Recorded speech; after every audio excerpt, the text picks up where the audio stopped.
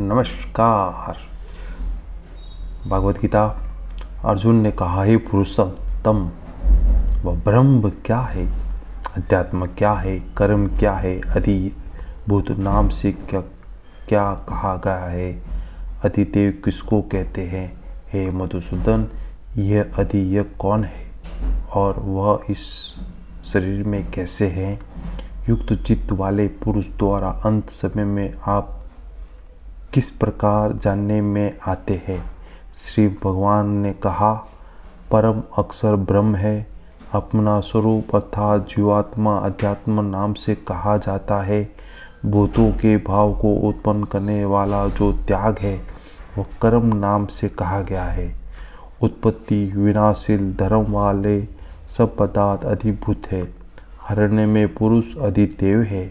और हे देहधारियों में श्रेष्ठ अर्जुन, इस शरीर में वासुदेव ही अंतर्यामी रूप से अधियज्ञ है। जो पुरुष अंत काल में मुझको ही स्मरण करता हुआ शरीर को त्याग कर जाता है वह मेरे साक्षात स्वरूप को प्राप्त होता है। इसमें कुछ भी संशय नहीं है। हे कुंती पुत्र अर्जुन, ये मनुष्य अंतकाल में जिस भाव को स्मरण करता हुआ शरीर को त्याग करता है उसको ही प्राप्त होता है, क्योंकि वह सदा उसी भाव से भावित रहता है। इसलिए हे अर्जुन, तो सब समय निरंतर मेरा ही स्मरण कर, मेरा ही नाम को जप कर और युद्ध भी कर। इस प्रकार मुझ में अर्पण किए हुए मन बुद्धि से युक्त होकर तू निसंदेह मुझ यानी भगवान कृष्ण को प्राप्त होगा।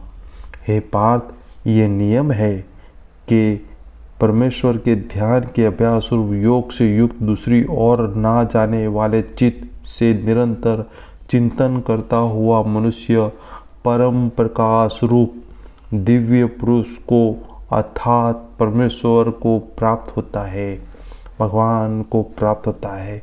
जो पुरुष सर्वज्ञ आनंदी, सबके नियंता, सूक्ष्म से भी अति सूक्ष्म, सबके धारण पोषण करने वाले अचिंत्य स्वरूप सूर्य के सदृश नित्य चेतन प्रकाश रूप अविद्या से अति परे सुसचेतन घन ब्रह्म परमेश्वर को स्मरण करता है। जो पुरुष सर्वज्ञ आनंदी, सर्वज्ञ अनादि, सबके नियंता, सूक्ष्म ते अति सूक्ष्म, सबके धारण पोषण करने वाले अचिंत्य स्वरूप सूर्य के सदृश नित्य चेतन प्रकाश रूप अविद्या से अति परे शुद्ध सच्चिदानंद घन परमेश्वर का स्मरण करता है, वह भक्ति युक्त पुरुष अंतकाल भी योग बल से भ्रुकुटी के मध्य प्राण की इच्छा प्रकार स्थापित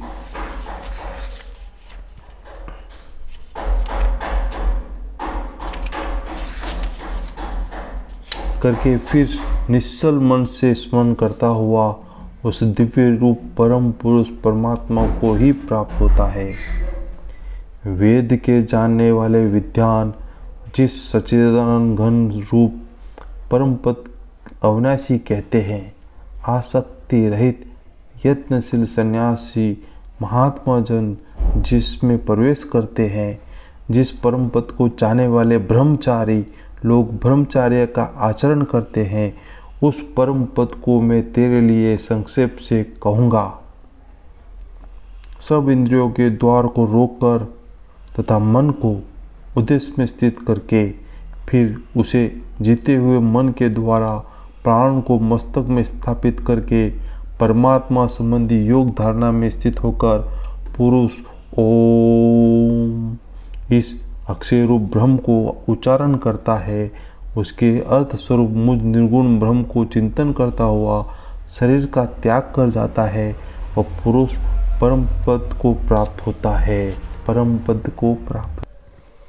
हे अर्जुन, जो पुरुष मुझ में अनन्य चित्त होकर सदा ही निरंतर मुझ पुरुषोत्तम का स्मरण करता है, नित्य निरंतर मुझ में युक्त हुए योगी के लिए मैं सुलभ हूँ, अर्थात उसे सहज ही मैं प्राप्त हो जाता हूँ।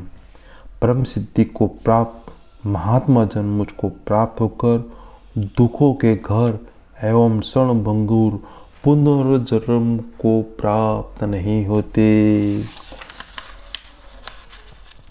हे अर्जुन, ब्रह्मलोक पर सब लोग पुनरावर्ती है, परंतु कुंती पुत्र मुझको प्राप्त होकर पुनर्जन्म नहीं होता, क्योंकि मैं कालातीत हूँ और ये सब ब्रह्मादि लोग काल के द्वारा सीमित होने से अनित्य है। ब्रह्मा का जो एक दिन है उसको 1000 चतुर्युगी की अवधि काल और रात्रि को भी 1000 चतुर्युगी की अवधि वाला जो पुरुष तत्व से जानते हैं वो योगीजन काल के तत्वों को जानने वाला है। संपूर्ण चराचर भूतगण ब्रह्मा के दिन के प्रवेश काल में अव्यक्त से अर्थात ब्रह्मा के सूक्ष्म शरीर से उत्पन्न होते हैं। ब्रह्मा की रात्रि में प्रवेश काल में उस अव्यक्त नामक ब्रह्मा के सूक्ष्म शरीर में लीन हो जाते हैं। हे पार्थ, वह ये भूत समुदाय उत्पन्न होकर प्रकृति के वश में हुए रात्रि के प्रवेश काल में लीन होता है। हे पार्थ, वह भूत समुदाय उत्पन्न होकर प्रकृति के वश में हुआ रात्रि के प्रवेश काल में लीन होता है और दिन के प्रवेश काल में फिर उत्पन्न होता है। उस अव्यक्त से भी अति परे दूसरा अर्थात विलक्षण जो सनातन अव्यक्त भाव है और परम दिव्य पुरुष सब भूतों के नष्ट होने पर भी नष्ट नहीं होता, जो अव्यक्त अक्षर इस नाम से कहा गया है।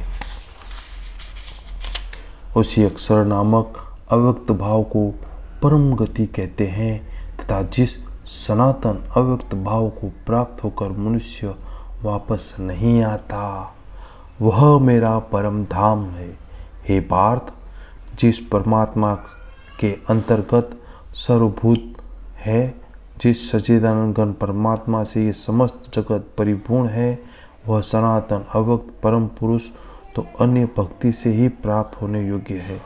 हे अर्जुन, जिस काल में शरीर त्याग कर गए हुए योगी जन तो वापस ना लौटने वाली गति को, जिस काल में गए हुए वापस लौटने वाली गति को ही प्राप्त होते हैं, उस काल अर्थात दोनों मार्गों को कहूँगा। जिस मार्ग में ज्योतिर्मय अग्नि अभिमानी देवता है, जिनका अभिमानी देवता है, शुक्ल पक्ष का अभिमानी देवता है, उत्तरायण के 6 महीने का अभिमानी देवता है, उस मार्ग में मरकर गए हुए ब्रह्मवेत्ता योगीजन उपरोक्त देवताओं द्वारा क्रम से लिए जाकर ब्रह्म को प्राप्त होते हैं। देवता दक्षिणी 6 महीने का अभिमानी देवता है। उस मार्ग में मरकर गया हुआ सकाम कर्म करने वाला योगी उपरोक्त देवताओं द्वारा कर्म से लिया गया हुआ चंद्रमा की ज्योति को प्राप्त होकर स्वर्ग में अपने शुभ कर्मों का फल भोग कर वापस आता है। क्योंकि जगत के ये 2 प्रकार के शुक्ल और कृष्ण अर्थात देवयान और पितरयान मार्ग सनातन माने गए हैं। इनमें एक के द्वारा गया हुआ जिसे वापस नहीं लौटना पड़ता उस परम गति को प्राप्त होता है, दूसरे के द्वारा गया हुआ फिर वापस आता है और जन्म मृत्यु को प्राप्त होता है। हे पार्थ, इस प्रकार दोनों मार्गों को तत्व से जानकर कोई भी योगी मोहित नहीं होता। इस कारण है अर्जुन, तू सब प्रकाल में संबुद्धि रूप योग से युक्त होकर निरंतर मेरी प्राप्ति के लिए साधन करने वाला हो। योगी पुरुष इस रहस्य को तत्व से जानकर वेदों को पढ़ने तथा यज्ञ तप दानादि करने में पुण्य फल खाता है, सबको निसंदेह उल्लंघन कर जाता सनातन परम पद को प्राप्त होता है।